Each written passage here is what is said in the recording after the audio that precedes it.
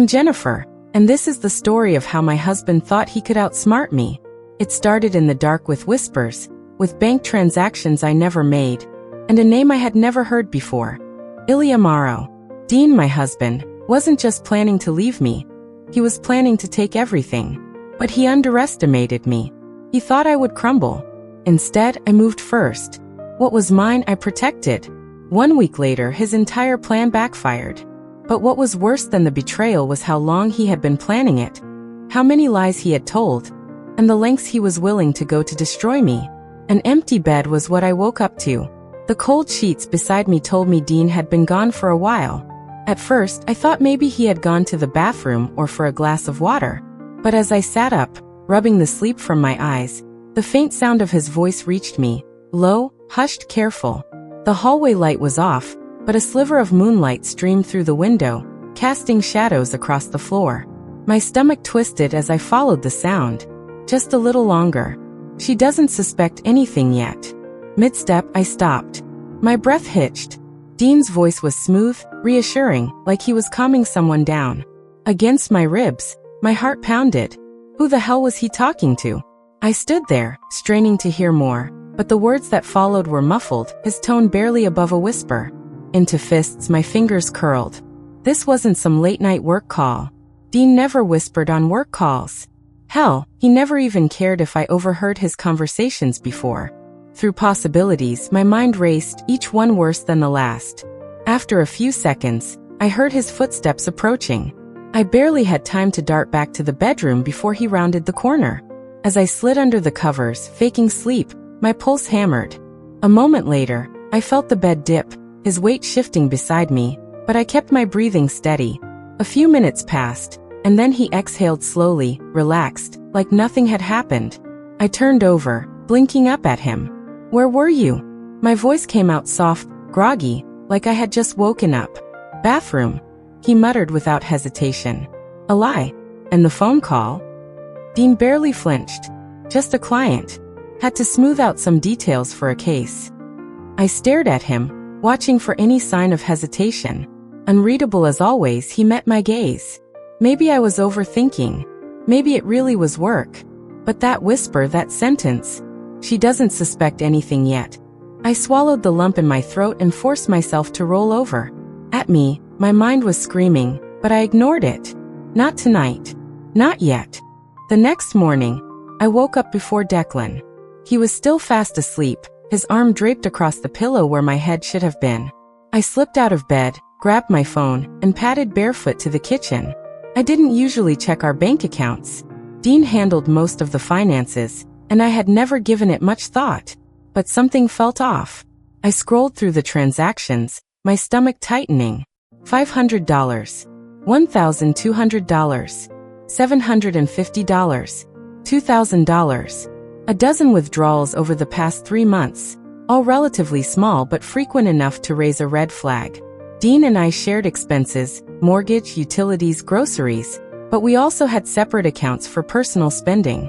These transactions weren't for bills, weren't for investments, and definitely weren't for anything we had discussed. I took a shaky breath, my hands tightening around my phone. Behind me, I heard footsteps. I quickly locked my screen and turned to see Dean leaning against the doorway, rubbing his neck. Morning, he mumbled, voice thick with sleep. What's for breakfast? I set my phone down. I was about to ask you the same thing. He smirked, stepping forward to pour himself coffee. Guess it's your turn then. I watched him take a sip, his free hand resting on the counter. I checked our bank account this morning. Dean froze for half a second, just long enough. His grip tightened around the mug before he forced a chuckle. And there are a lot of small withdrawals. I crossed my arms. Things I don't recognize. He barely hesitated. Just small investments. A few business opportunities. Business opportunities? Dean nodded, setting his cup down. Nothing to worry about. Short-term gains. That's all.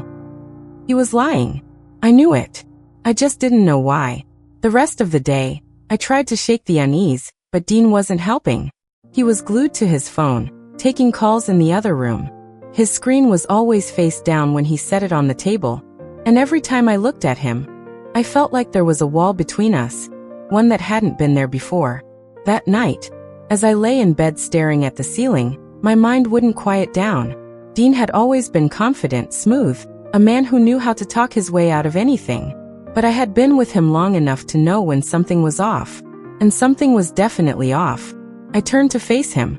He was already asleep, his breathing steady, his face calm like a man with nothing to hide. I wasn't convinced. A voice in my head whispered the words I had been trying to push away all day. Am I being paranoid, or is something really wrong? The doubt refused to fade even as the morning light filtered through my window.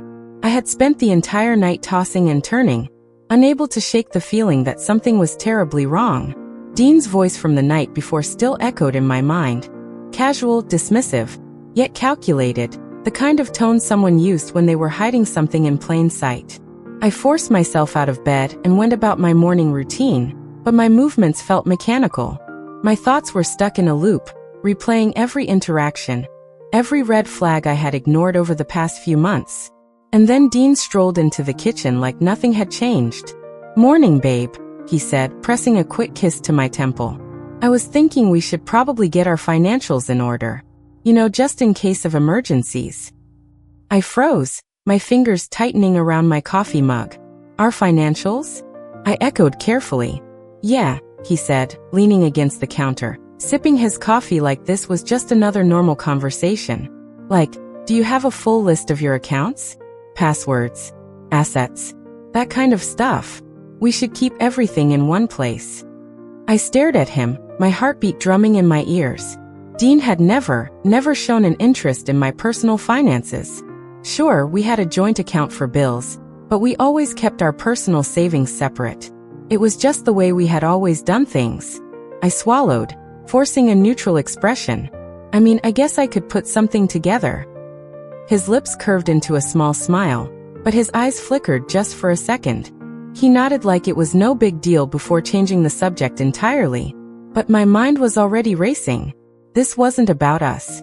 This wasn't about just in case of emergencies. Dean was preparing for something, and whatever it was, he didn't want me to see it coming. That evening, Dean was uncharacteristically relaxed. He laughed at the TV, scrolled through his phone like nothing was wrong, and even suggested ordering takeout. He was playing the role of a doting husband perfectly, and that's what made my skin crawl. Something had shifted in him.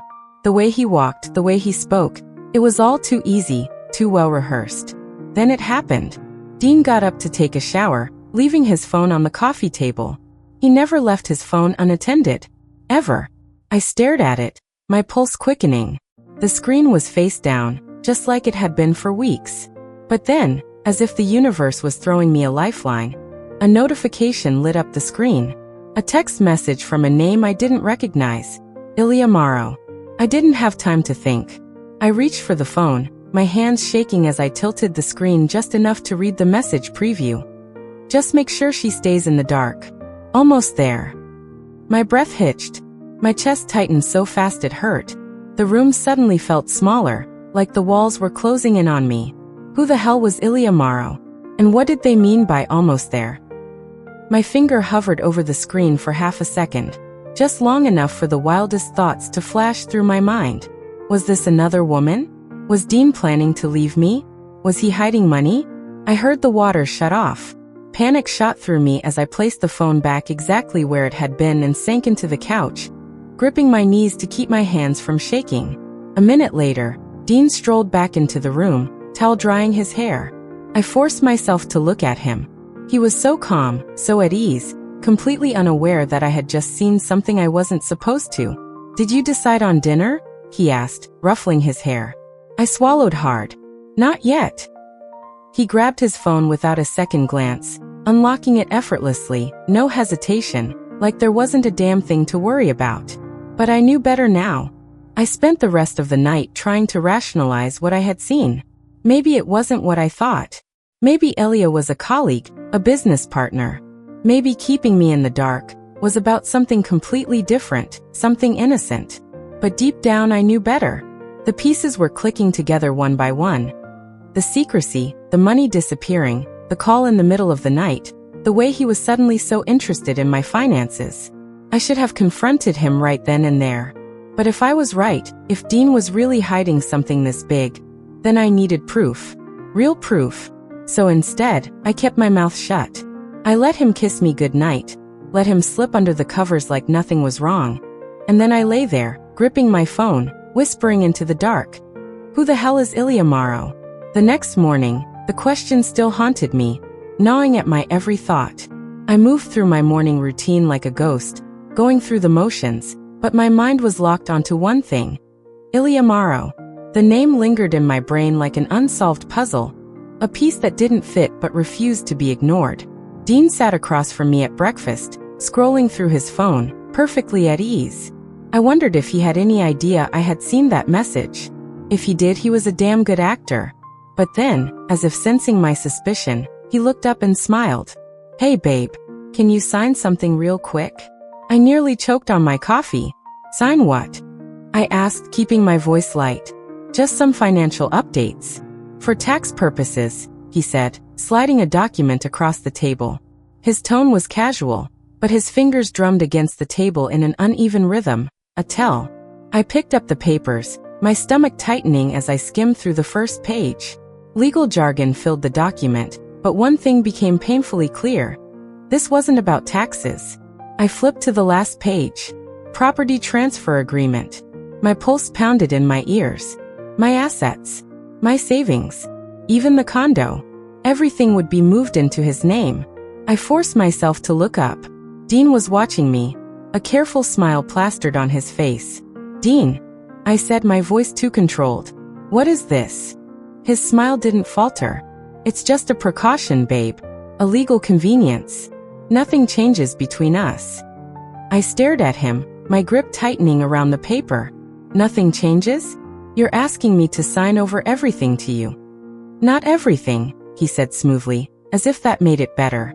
Just consolidating things. For protection. You know, in case something happens.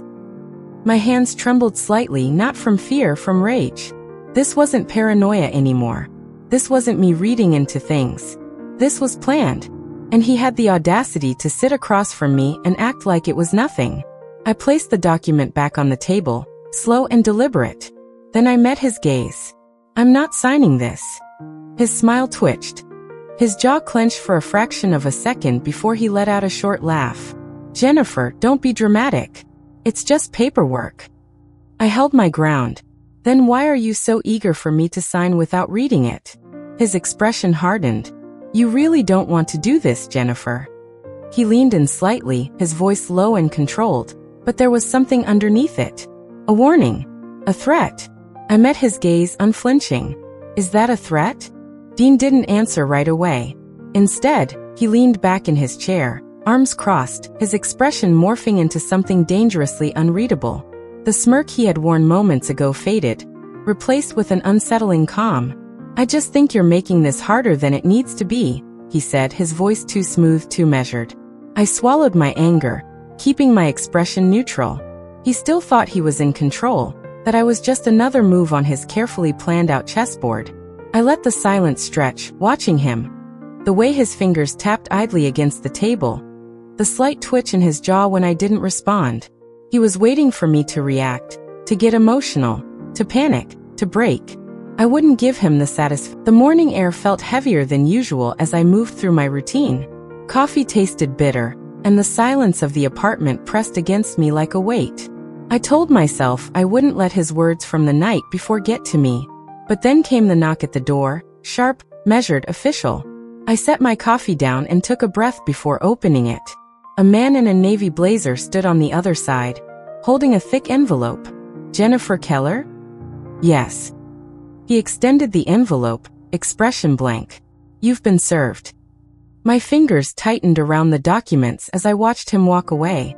The weight of the envelope felt heavier than it should have been. I didn't have to open it to know what it was. Still, I forced myself to sit at the kitchen table, exhaling sharply before sliding my nail under the flap and pulling out the papers. Petition for dissolution of marriage. I skimmed down the page, eyes landing on the financial demands. Dean wasn't just leaving. He wanted half of everything.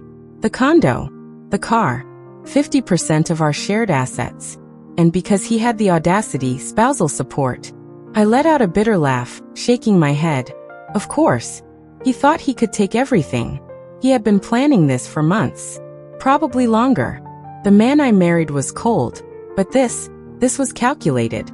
The smell of polished wood and freshly printed documents filled the air as I sat across from my attorney. She flipped through the papers, barely suppressing a smirk as she reached the financial breakdown. Well, she said, tapping her nails against the desk. He's got nothing. I raised a brow. Just like that. She glanced up, amused. Just like that. You moved everything into a trust before he filed. That means legally he has no access. He can fight for spousal support, but considering your income history compared to his, it's not happening. I let out a slow breath, my shoulders finally releasing the tension I had been holding on to since that knock on my door. For the first time in weeks, I felt truly in control.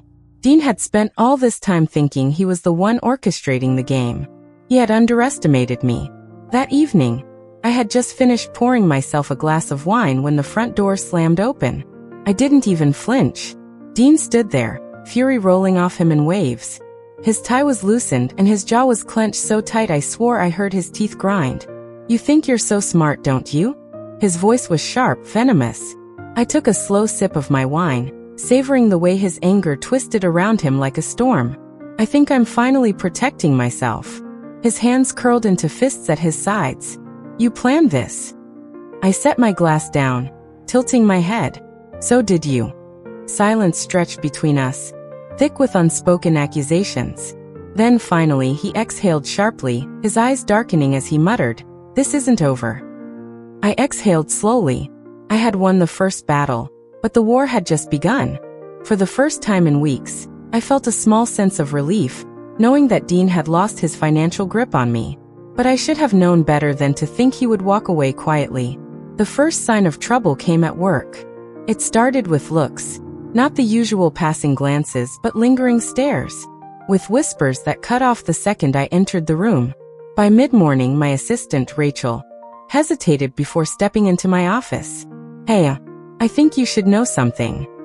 I glanced up from my laptop, already exhausted. "What is it?" She shifted uncomfortably. "There's a rumor going around." I wasn't going to say anything, but... She trailed off, wringing her hands. "Just tell me." Rachel hesitated, then sighed. "People are saying you took money from your joint accounts. That you were." She swallowed hard. "Laundering funds." I stared at her. The words landed like a slap. "What?" "I don't believe it," she added quickly. "But Dean, he's been talking to people. Lawyers. Mutual friends. The story is spreading." My stomach twisted, fury rising in my chest like wildfire. Dean wasn't just trying to take my money. He was trying to ruin me. By the time I got to my lawyer's office, I was barely holding it together. This needs to stop. Now. I slammed the stack of printed screenshots onto the desk, my hands shaking with rage. My lawyer, Patricia, glanced at them and let out a dry chuckle. "Well, he's certainly desperate. He's slandering me." "Yes, but we can use that." She leaned back in her chair, tapping her pen against her desk. "If he's running around making false claims, he's opening himself up to defamation charges. We send a cease and desist first. If he ignores it, we escalate." I clenched my jaw. I don't want this to drag out in court. I just want him to stop. Patricia sighed. "He's trying to bait you, Jennifer. He wants you to react emotionally." I turned to see Beatrice standing by the door with a knowing look. "You can't let him dictate your next move," she said, stepping forward. "You react too fast and he wins." I swallowed my anger, nodding stiffly. But inside, I was seething. Dean wanted a fight. He was about to get one. I found him at La Rue, one of the city's most exclusive restaurants, laughing over drinks with two colleagues. The sight of him sitting there, completely unfazed, like he hadn't spent the past few days dragging my name through the mud, made my blood boil. I didn't cause a scene. I didn't scream. By the time I walked into Patricia's office, she already had Dean's motions spread across her desk, annotated in red. "Here's the good news," she said, looking up. "He doesn't have a single piece of legitimate evidence. The bad news? This could still drag out for weeks, maybe months, if the court entertains his tactics." I clenched my fists. What's our next move? We counterfile and request an immediate dismissal, she said. We also demand that he pay for all legal costs if the court deems this a stall tactic. I smirked. Let's do it. 2 weeks later, I found myself sitting across from Dean in a courtroom. He was dressed sharp, his tie a little too tight, his smirk barely concealed. He thought this was his moment. His lawyer stood first.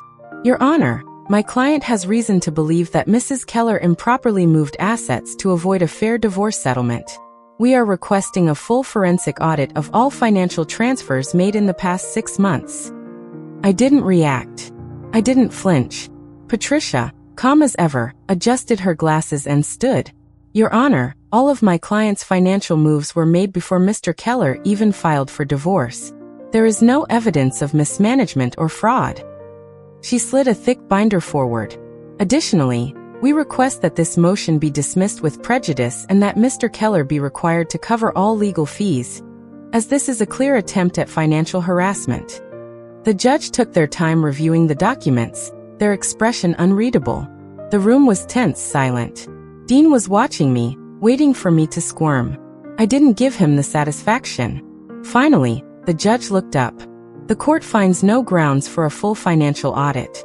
The motion is denied. Furthermore, due to lack of evidence, Mr. Keller will be responsible for all legal fees associated with this claim. A sharp clap of the gavel. Just like that, Dean had lost again. Outside the courtroom, Dean walked past me without a word. But as he passed, he muttered just loud enough for me to hear. You think this is over? Just wait. I had won this round, but I knew Dean still had one last move left. Men like him don't walk away quietly. They don't accept defeat. They regroup, rest, strategize, and come back with something even worse. And Dean, he had been plotting this too long to let it end here. I didn't have to wait long to find out what his final move was. The call came the next morning. Jennifer, we have a problem, Patricia said. I gripped the phone tighter. What now? There was a pause, then the sound of papers shuffling.